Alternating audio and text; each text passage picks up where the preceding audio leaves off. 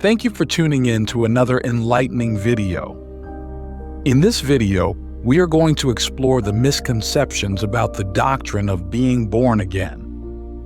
Without a doubt, the most misinterpreted verse in the Bible is John chapter 3, verse 3, where Jesus talks about the concept of being born again. Jesus replied, "Very truly I tell you, no one can see the kingdom of God unless they are born again."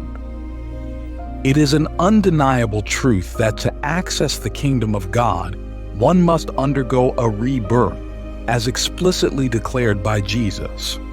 Consequently, this crucial phrase of born again is emphatically reiterated to underscore its paramount significance, which is regarded by Pentecostals as the foundational step toward becoming a true believer.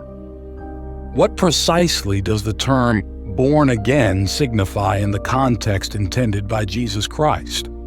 The vast majority of widely used Bible translations convey the same meaning, with only a handful preserving the original intent. To unveil the authentic meaning, a direct examination of the original Greek text is imperative.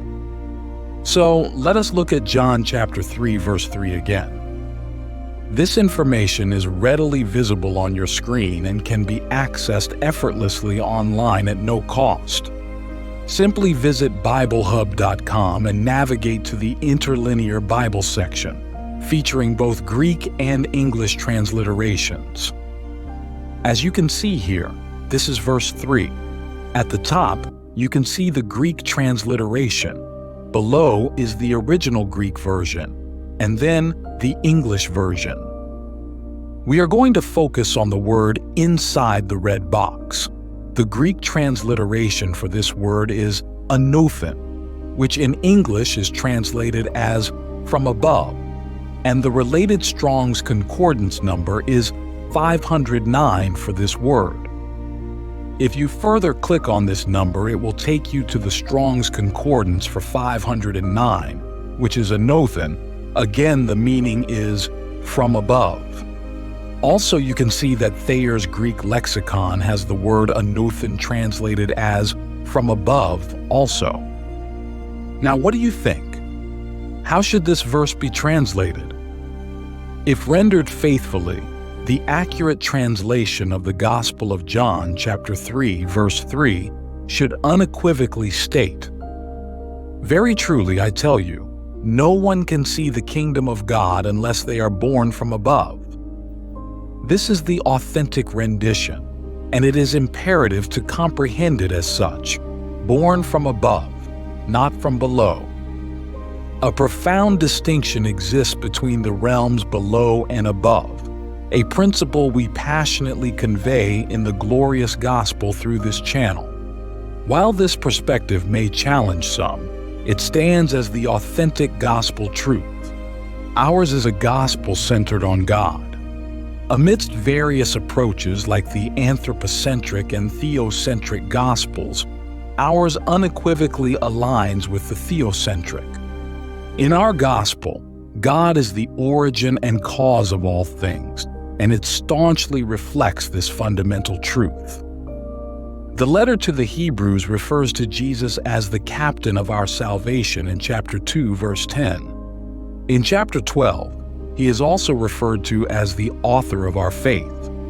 The book of Acts, chapter 3, verse 15, further calls Jesus the author of life. Therefore, for a true believer, Jesus is the author of faith, salvation, and life. Within the epistle to the Hebrews, Jesus is reverently addressed as the captain of our salvation in chapter 2, verse 10, signifying his pivotal role in leading believers toward redemption. Delving into chapter 12, he is likewise acknowledged as the author of our faith, underlining his foundational role in shaping and perfecting our spiritual journey.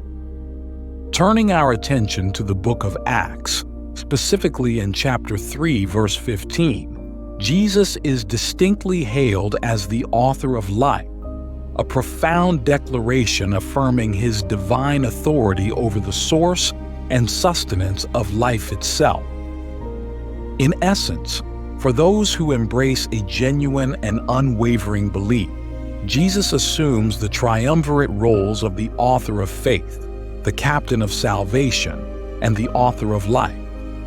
These designations encapsulate the comprehensive nature of his influence, guiding believers in their spiritual walk, securing their salvation, and embodying the source and essence of life eternal. The Holy Kurbano of the Syriac liturgy extensively covers these aspects, yet the born-again sect or the Pentecostals remain unaware of these profound teachings. Returning to the Greek word we've uncovered, Anöthen, there are crucial clarifications to be made about its meaning. Let's delve into the scriptures to explore where else this word appears and ascertain if its significance remains consistent. Referencing the Gospel of Matthew, chapter 27, verse 51, we find, "At that moment the curtain in the sanctuary of the temple was torn in two, from top to bottom." Notably, the word for top here is derived from the Greek word Anöthen. Examining another verse, this time from the Gospel of John, chapter 19, verse 11, we encounter, Jesus said, "You would have no power over me if it were not given to you from above." Here, the term above is translated from the Greek word Anöthen. Once again, the unmistakable usage points to the notion of from above. These examples solidify the consistent usage of the word Anöthen, reinforcing its meaning as from above in various contexts throughout the scriptures.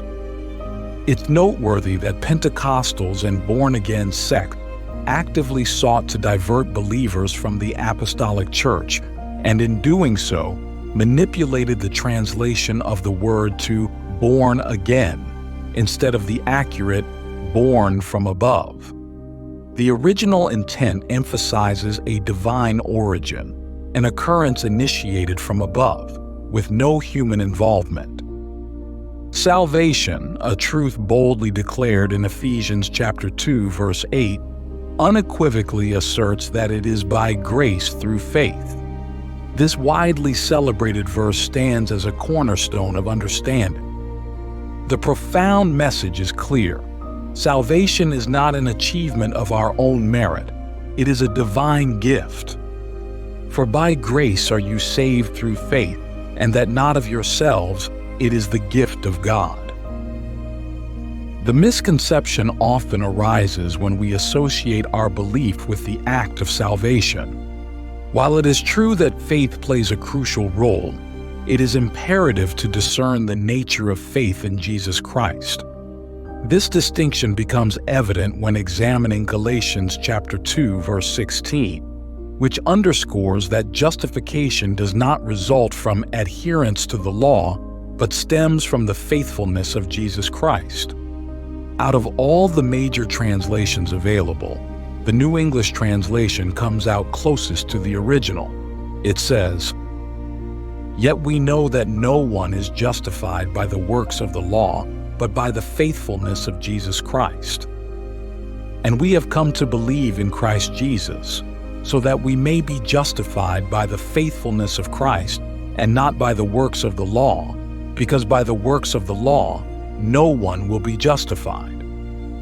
However, a critical observation reveals that several major translations have altered the wording to read, "justified by faith in Jesus Christ," potentially misleading individuals to rely on their personal beliefs rather than understanding the profound significance of Christ's faithfulness.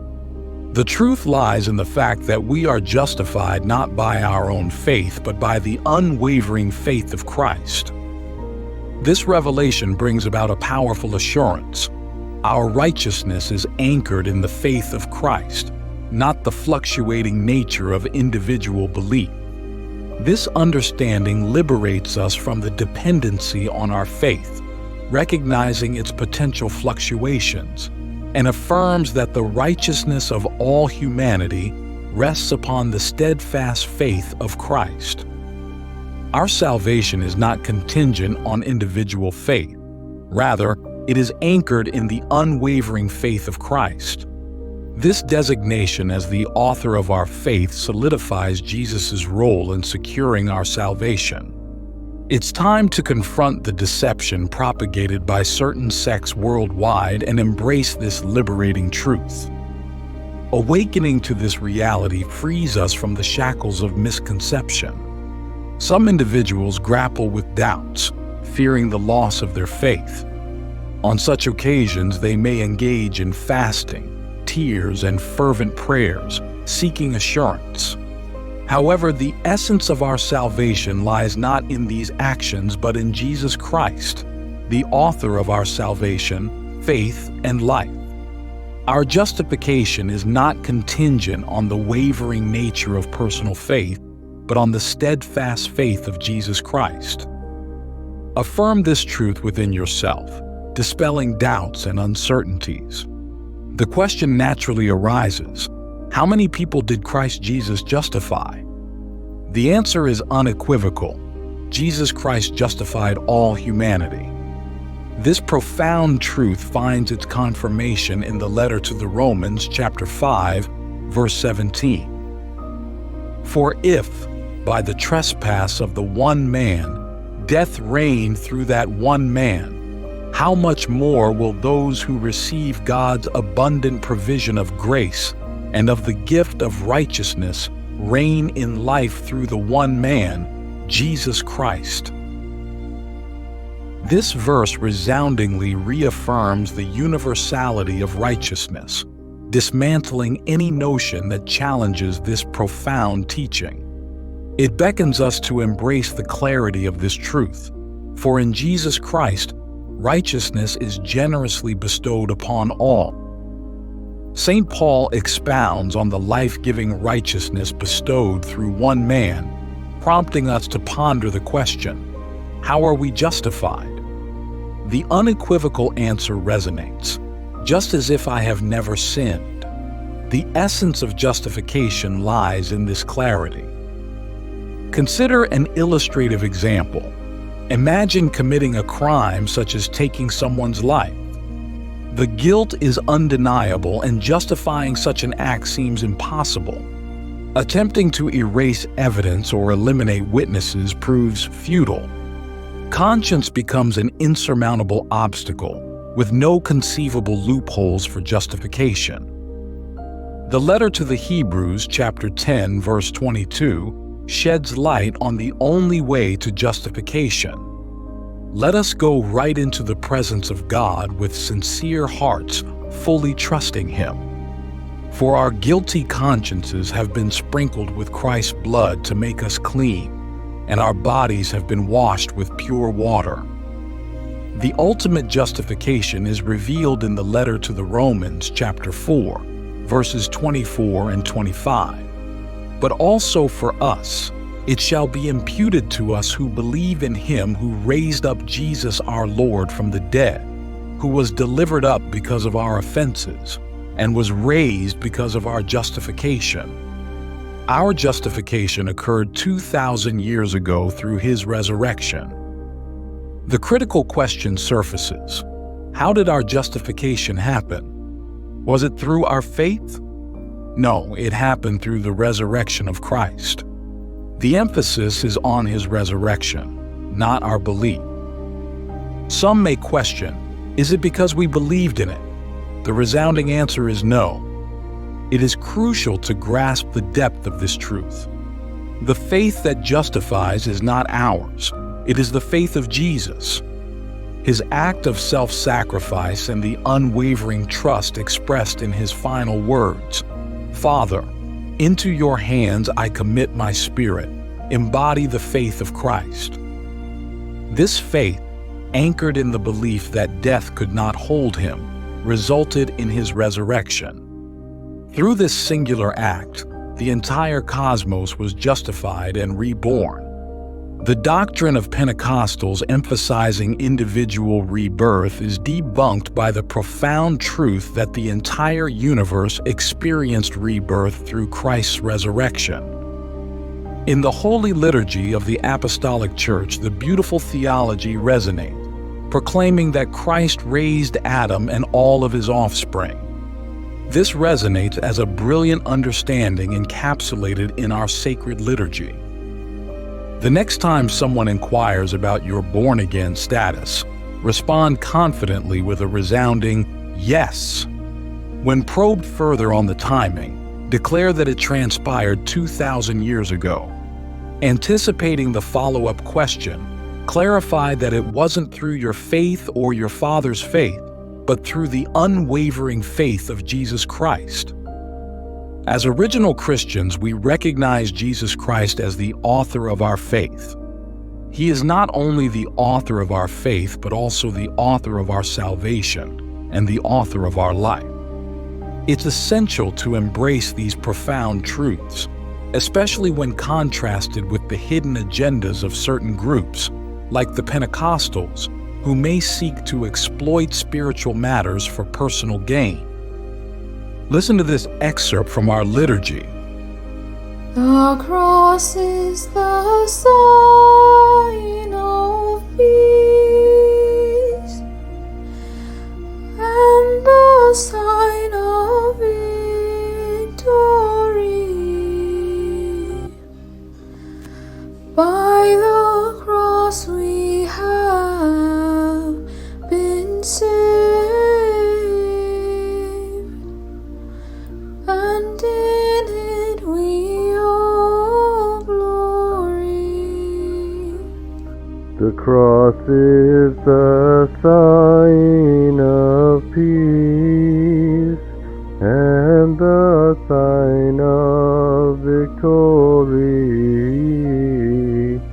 By the cross we have been saved, and in it we all glory.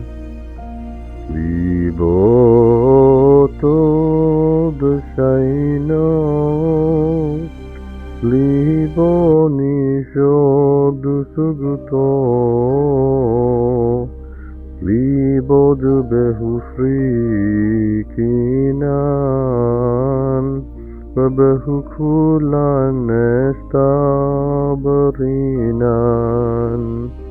The cross is not a symbol of a curse. Rather, it stands as the emblem of our salvation, a historic event that unfolded 2,000 years ago. This understanding forms the basis for our practice of baptizing children in our churches, differing from the Pentecostal tradition of baptizing when they are older. The work of Jesus Christ is already complete. There is no need for a contemporary born-again experience, as everything has been accomplished. Be blessed. This content has been taken from Glorious Gospel Official. Thank you.